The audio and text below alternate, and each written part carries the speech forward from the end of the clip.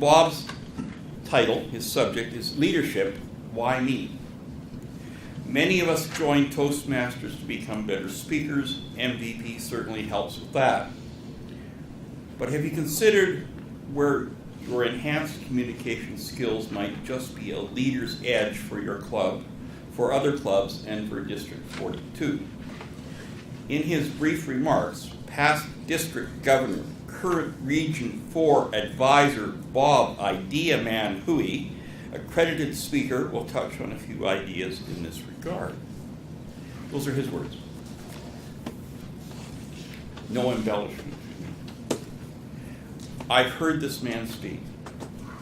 And yes, he's a pro, which means public relations officer. No, he's a professional who sells his services around the world, gets paid a lot of money to inspire a lot of people. So I think we should be honored to be in his presence and have him as our guest tonight. Please welcome Bob Hooey.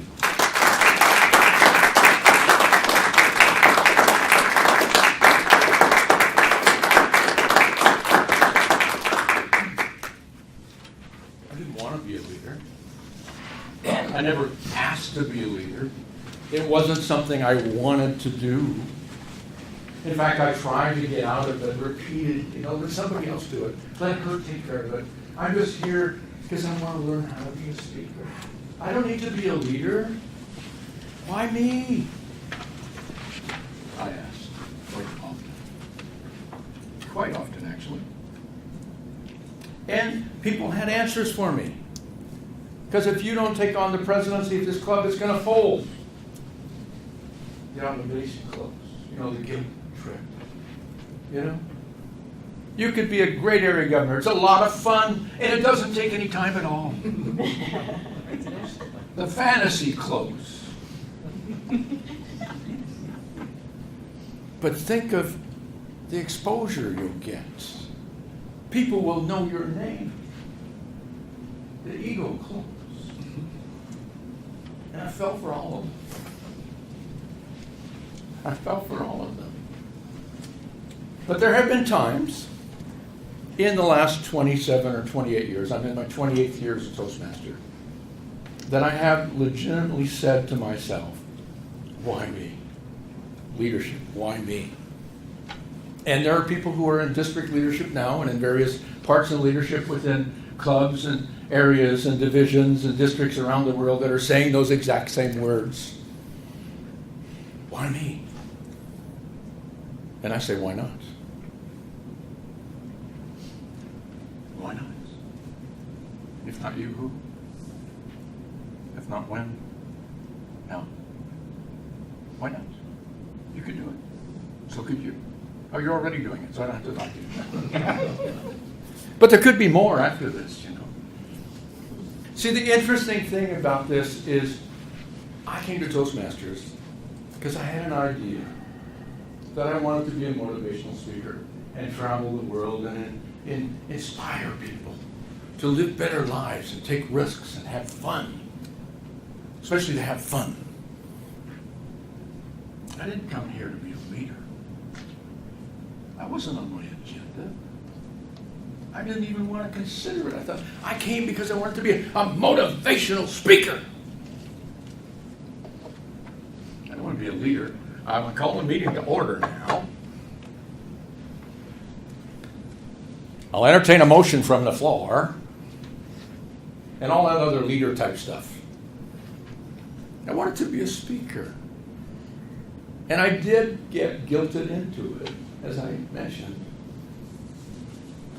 Actually, the area governor and the president was the same year. They caught me at a weak moment. 2 weak moments. My friend Dorothea Hendricks said to me, Bob, you'd be a great area governor. It doesn't take a lot of time, and it's a lot of fun. And you laughed about it earlier because anybody who's ever done it understands that that is not true. It is a lot of fun, but it's not a little bit of work. It's only a little bit of work if you only do what's required. If you do what's needed, it's a lot of work. The end result is it's worth it. Looking back, all these years, 27 years ago, I was an area governor. my second year, they caught me when I didn't know what I was doing. They caught me when I was at a weak moment. I said, yeah, okay. And in District 20, you actually had to compete for it. I actually had to win an election. I mean, now it's like people get down and they beg you, would you be an area governor or area director? Please, please be an area director. Can you imagine having to compete for it? I mean, I'm talking naive, but I mean, this is almost stupidity. To go for something that's going to push you and not even knowing what it is. And at the same time, I became Area 52 governor. I got elected to president of Telecom Toastmasters in New Westminster, British Columbia. Now let me give you a background for this. That particular year, our district governor was Dr. Irene Evans. And she came up and she said, folks, here's the deal. We're going to be number one in the world. We're going to be number one in the world. District 21.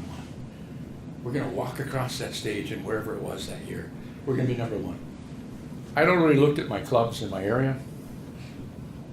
And in my heart and in my brain, I said, fat chance, lady. You don't know my area. I had 5 clubs. I had 1 club I didn't have to worry about that was in good shape. I had 3 that were so-so, and I had my club, which was just about dead. Did I mention it was just about dead? And so I said, yeah, okay, sure. You just have that crazy dream. You just want to do that, that's fine. I'm just going to try and survive and help my club survive, and we'll do some stuff.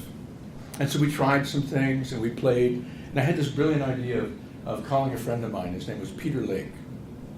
Hall of Fame speaker, CSP, CPAE, big publisher. He is a motivational speaker in our industry. He's somebody we all look up to.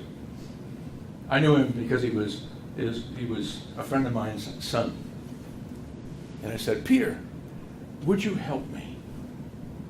I have 5 clubs that are in various degrees of instability and dying. And they need encouragement. And I had an idea. If they could see somebody who was a really good speaker, maybe they get excited about Toastmasters. Maybe they see what this is all about. I didn't know that he was Peter Lake, CPAE. I just thought he was Bernie's son, and I had seen him speak once, and I thought, this guy's a good speaker. And he said, sure, Bob, I'll come and speak. So I rented a hotel room and invited my 5 clubs and told them to invite their friends. And they came, and Peter was Peter. And he was brilliant. He was motivational. He was inspirational. He conflated some stories and made people happy. I figured I'd have to fit that in somewhere. So there. That was the part that was totally impromptu. Actually, the whole thing is impromptu, but that's besides the point. And at the end of the evening, there was a buzz in the room, like that you don't always see in Toastmaster clubs, where people are talking in little groups, and you could feel the energy was better. Long story short, at the end of that year, District 21 went on to be number 1 in the world. My area, not so bad. 5 clubs, all of them distinguished or better. 1 president's distinguished. And the club that was just about dead, number 13 in the world. Yeah, applaud them, because they did the work. And the secret of that, and the reason I tell that is not to grandize myself, is the fact that I asked for help. People got inspired, and they grew, and they made it happen. See, that's the essence of leadership. That's the why me. Because sometimes somebody needs to take the lead to say to people, this is possible. We could do this. If we work together, we could go there. And it could be you. Or it could be you. Maybe it is you. You could be that person. No pressure there. You've got the district director looking at you, making notes. And the district director 2 years down the road is making notes. Does that make sense? I mean, I think the biggest thing that we do is we're afraid of leadership because it takes work. But so does becoming a good speaker. Do you think people get up here, and you've seen some really good speakers in this club. Do you think they get up here and they just wing it and they do okay? And they become really good speakers? Or do you think they put some effort into it? Do you think they work at it? And they hone their skills? And they practice? And they get evaluation? And then they practice some more? They take leadership of their own lives in their own direction of where they want to go, and things happen. And you can do that. That's a leadership thing. I can remember a couple more of those little leadership nudges along the way. One of them with CAPS. How many of you understand? CAPS is the Canadian Association of Professional Speakers. I'm one of the founding members in Canada. That's not wow. It was the timing of doing it. I happened to be there at the time we started it, so all of a sudden I got to be one of the old guys. I remember years ago they gave out the founders pins, charter pins. I thought, when did I ever get to be the old guy? And I guess now I am the old guy. Yeah. But we started this. And I was working on my career as a speaker. I was just getting started. I had just left being district governor. I was working on this. And I got a phone call during the summer. And the phone call went like this: "Good morning, Mr. President." I thought, who is calling? You got the wrong number. And it was my friend Greg Gary, and he said, by the way, Bill, who we had elected as president, was off to Ireland for the summer and decided he wasn't president, you are. 11 months prior to where I had reluctantly agreed to do it. And I said, well, yeah, okay. So what kind of shape are we in? Because I spent 6 months taking care of my mom after my dad died. And so I wasn't as involved in the organization. So they said, well, we're just about broke. We're down to like 12 members. And I said, oh, that's good. We're in good shape then. You see, that's the key part of leadership. Sometimes you don't know what you're getting into. But sometimes you put on your big boy pants and you go for it. And you say, okay, so what can we do about that? We did some fundraising to get some money. We started challenging people to come and join us. I started asking for help from my friends from the National Speakers Association. Are you hearing a little thing in here? Ask for help. You want to be a leader? Ask for help. Have a big network of friends that'll help you succeed. And don't be afraid to be honest about the fact that you're not knowing it all, and you can't do it all, and you need help. End of story. Another end of story.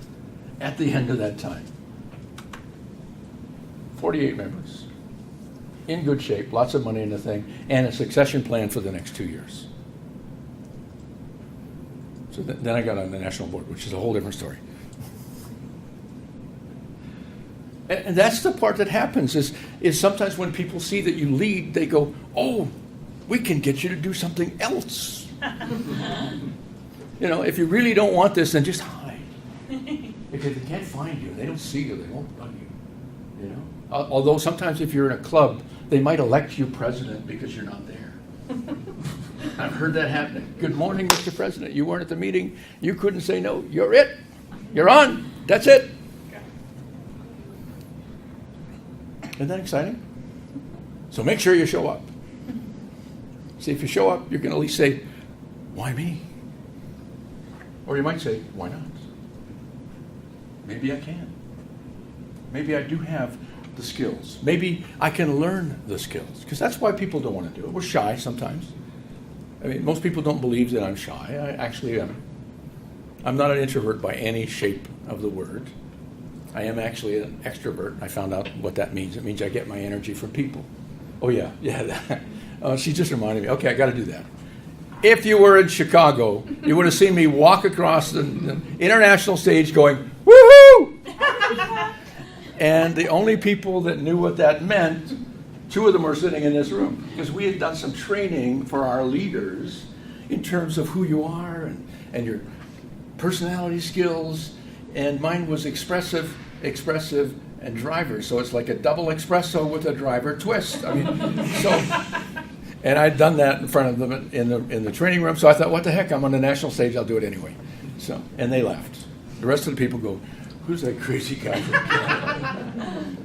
But they remember me. You know? You see, that's the key. As a leader, you don't have to know it all. I'm living proof of that. I don't know it all.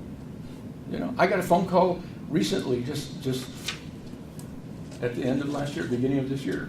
Good morning, Bob. Hi, this is Lark Doley, the international incoming president of Toastmasters. Hi, Lark. How you doing?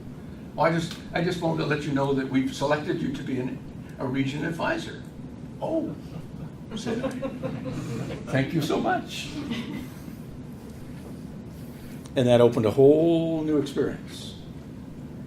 I told people honestly, my biggest learning curve in Toastmasters was my year as area governor until this year.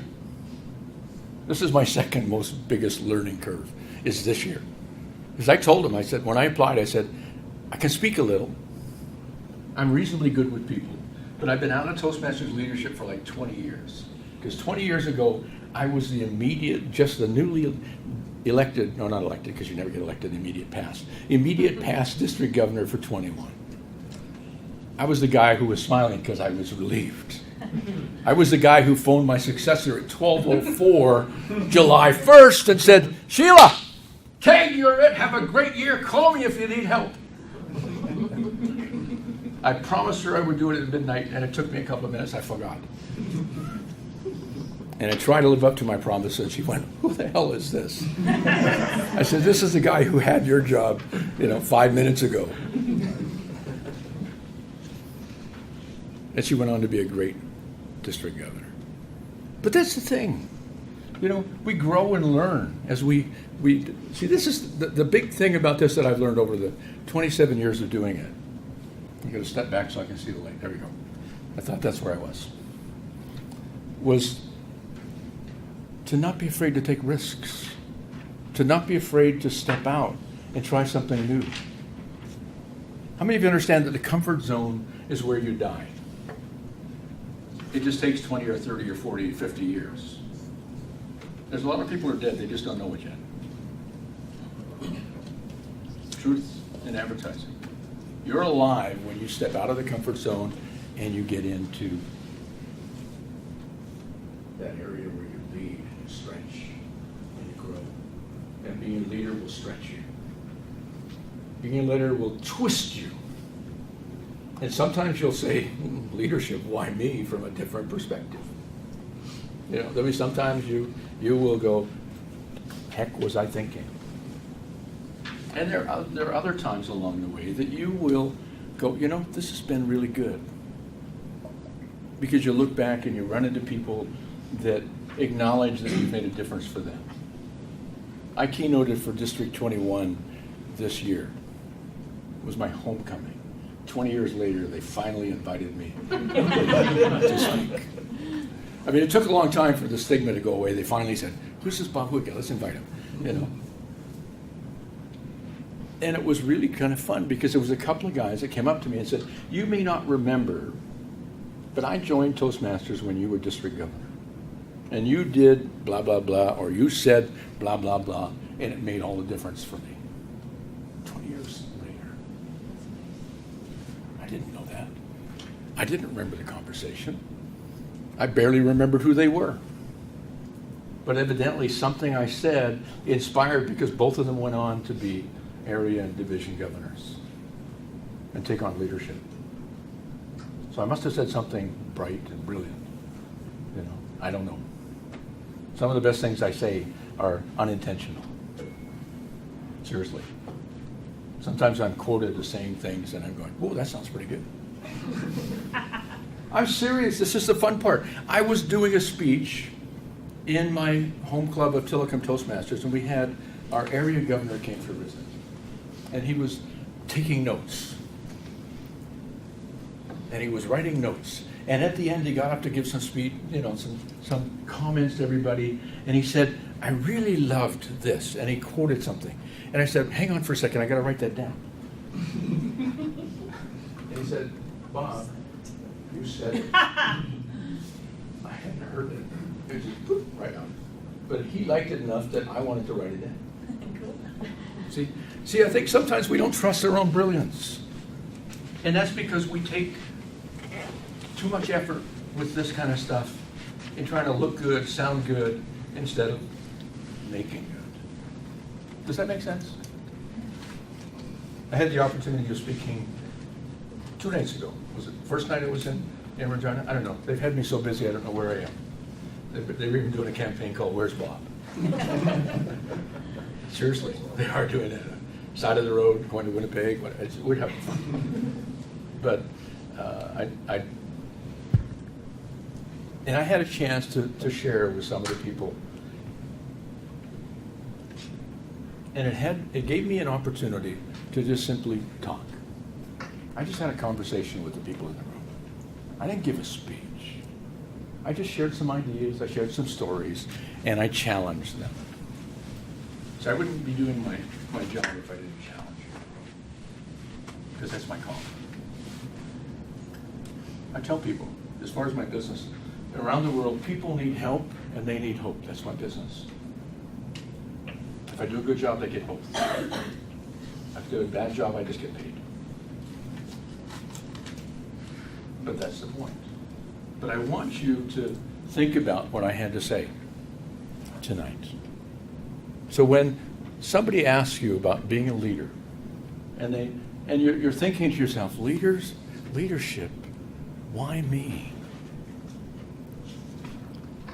I hope you come up with the answer, why not? Thank you so much.